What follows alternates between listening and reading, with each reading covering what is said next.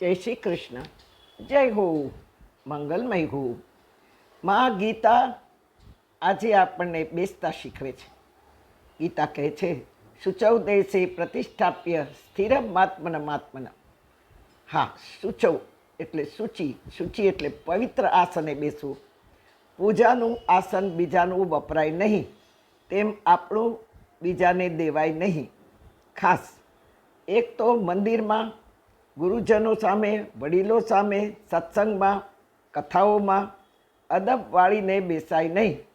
બચપનમાં બાળક તોફાન કરે તેથી શિક્ષક અદબ વાળવા કહે, કારણ કે બાળક બે હાથે બીજા વિદ્યાર્થીઓનું પુસ્તક ફાડે, પેન લઈ લે, રબર લઈ લે, એટલે એ શિષ્ટાચાર માટે શિક્ષક બાળકને અદબ કરીને અદબ વાળવા કહે. પણ મોટા થયા બાદ, સમજણ આવ્યા બાદ અદબ વાળી તો અહંકાર દેખાય. જુઓ, એકબીજાને ચેલેન્જ કરતા હોય તો યુવાનો અદબ વાળીને કહે, જા થાય તે કરી લેજે. આવો અર્થ નીકળે અદબમાં.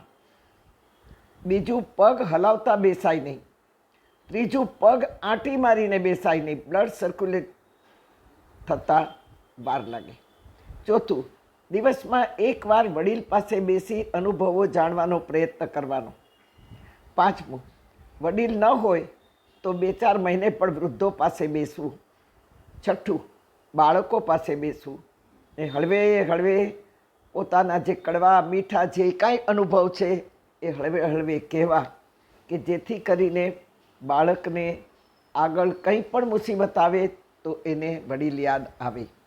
મા ગીતાને અર્જુને જે પ્રશ્ન પૂછ્યો હતો તે જ પ્રશ્ન આપણો પણ છે. હા, કયો છે? કે જ્યારે ભગવાને કહ્યું કે સ્થિતપ્રજ્ઞ બન, ત્યારે અર્જુને ભગવાનને પ્રશ્ન કર્યો તો મા ગીતા જ જવાબ દે છે. અને અર્જુન પૂછે છે, સ્થિતપ્રજ્ઞસ્ય કા ભાષા સમાધિસ્થ કેશવ સ્થિતધિ કિમ પ્રભાસેત કિમાશિત વ્રજેત કિમ. કિમ એટલે કેવી રીતે? આ સ્થિતપ્રજ્ઞ તમે કહો છો પ્રભુ? અર્જુન પ્રશ્ન કરે છે, આપણો જ પ્રશ્ન છે. તો આ સ્થિતપ્રજ્ઞ કેવો હોય? એ કેવી રીતે બેસે, કેવી રીતે બોલે, કેવી રીતે ચાલે? માં ગીતા આપણને જવાબ દે છે, બેટા, આવી જો વ્યક્તિ મળે ને તો કદી એનો સાથ ગુમાવવો નહીં. આવી વ્યક્તિ શાંત ચિત્તે બેસે, જરાય ઉધામો ન કરે, વિચારીને ટૂંકામાં જવાબ દે. કહેવું પડે તો માત્ર કહે, પણ કોઈને દબાવ કે આગ્રહ ન કરે.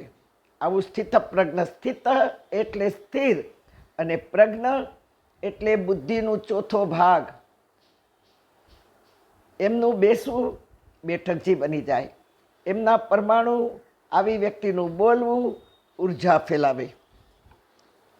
આવી વ્યક્તિ પાસે બેસવાનો મોકો મળે તો ગુમાવવો નહીં, માં ગીતા કહી રહી છે. કારણ કે એની બુદ્ધિ સ્થિર છે, અને સ્થિર બુદ્ધિમાં તેજસ્વી વિચારો છે. તેથી કંઈ પણ પૂછ્યું તો એનો જવાબ તેજસ્વી વિચારોથી, સ્થિર બુદ્ધિથી જ એ આપશે. કારણ કે એને બુદ્ધિની બેઠકમાં સ્થિરતા લઈ લીધી છે.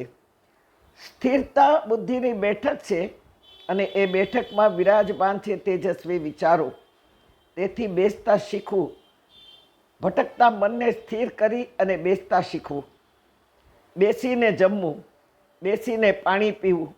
ઘણી વ્યક્તિને બચપનથી જ વાંકું બેસવાની ટેવ, ખૂંદ કાઢીને, વાંસો કાઢીને, વાંસો વાંકો રાખીને એટલે ખૂંદ કાઢીને બેસવાની ટેવ હોય. એની ઇન્દ્રિયને વાંકા રહેવાની હવે ધીમે ધીમે એ ટેવ પડી જાય. ઉંમર થતાં હાડકાં ઓસ્ટોપોરોસિસ નામનું રોગથી ઘેરાઈ જાય. ટટ્ટાર બેસવાની ટેવ પાડવાની બાળકોને ખાસ અત્યારથી કહેવાનું. માં કહી રહી છે કે શિવ મંદિરે કાચબો છે. માં ગીતા કાચબાની પ્રશંસા કરતા કહે છે, યદા સંહરતે ચાયમ કુર્મંગાનીવ સર્વશઃ ઇન્દ્રિયાર્થેભ્ય ત્યસ્ય પ્રજ્ઞા પ્રતિષ્ઠિતા. જેમ કાચબો બધી ઇન્દ્રિયોને સમેટીને બેસે તેમ બેસવું. પાંચ ઇન્દ્રિયો છે તે આપણને પણ પાંચ ઇન્દ્રિયો છે. માં કહે છે તને પણ પાંચ ઇન્દ્રિય છે. પહેલું તો મોઢું, બોલતા પહેલાં વિચારવું. પછી બે હાથ છે, હાથ ઉઠાવતા પહેલાં વિચારવું. બે પગ છે, ક્યાં જવું છે, શા માટે જવું છે એ ચાલતા પહેલાં વિચારવું. ગીતા બેસતા શીખવે છે.